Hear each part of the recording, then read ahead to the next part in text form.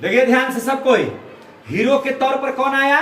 Karl Marx. Hero के तौर पर कौन आया? Karl Marx. मजदूरों के अत्याचार को मिटाने के लिए कौन आया? Karl marks. फैक्ट्री के मालिकों को सिखाने के लिए कौन आया? Karl Marx. तब मैंने कहा कि देखो देखो कौन आया? शेर आया, शेर आया।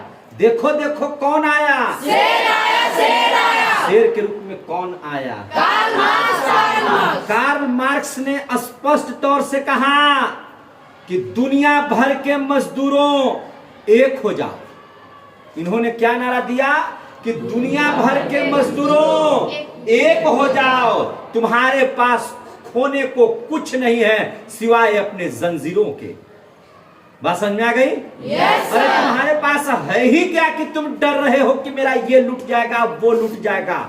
ये चिंता तो फैक्ट्री के मालिकों को करनी चाहिए, मजदूरों को नहीं, है कि नहीं?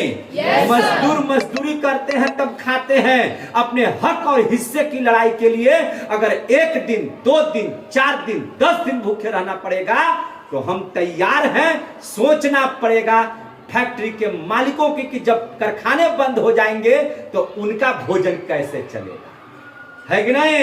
Yes, sir. ये सोचना है।